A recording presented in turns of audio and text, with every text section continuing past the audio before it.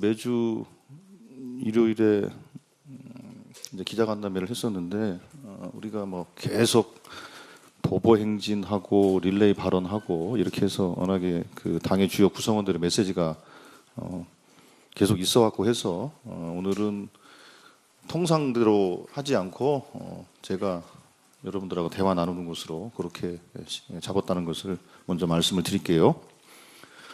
뭐 모두 발언은 아니지만 먼저 한 말씀 드리고 좀 시작을 할게요. 어제 그 광화문에서 보여줬던 국민의 뜻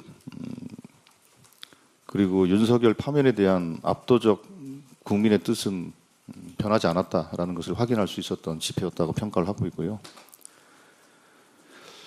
그리고 최근 일련의 상황들을 보면 윤석열 대통령이 일으킨 이 위헌 위법적인 불법 쿠데타, 계엄, 이게 단순하게 정치의 위기, 또 민주주의의 위기를 뛰어넘어서 이제는 경제와 민생, 그리고 외교 안보에 이르기까지 총체적인 대한민국의 위기로 나가는 것 같아서 참 심히 걱정입니다. 뭐 민생 경제 지표가 워낙 그동안에도 무능한 대통령의 무능한 집권의 결과이기도 하지만 12.3 내란 사태 이후로 각종 경제 지표가 좋아진 지표가 단 하나도 없습니다.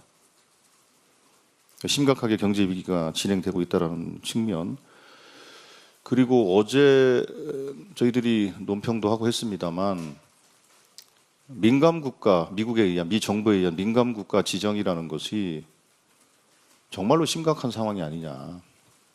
이거는 외교 안보적 위기까지 전개되는 것 같아서 좀 보다 더 심각한 상황이다라는 생각을 갖게 됩니다.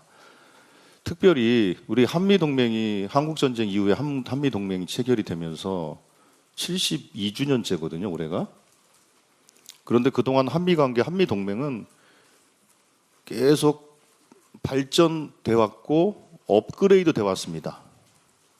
협력 분야도 확대되고 그 깊이도 깊어지고 계속 한미동맹은 업그레이드가 됐는데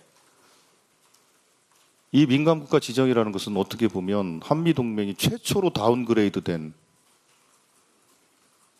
그런 것이다. 그러니까 매우 심각한 것으로 저희들은 받아들이고 있습니다.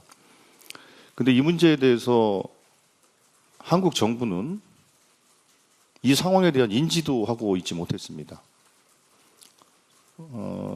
지난주에 외통위 열었을 때도 정부는 그걸 파악하고 있지 못하고 있었던 상태이고 미국 정부가 언론사의 질문에 대답하는 형식으로 파악했다라는 겁니다.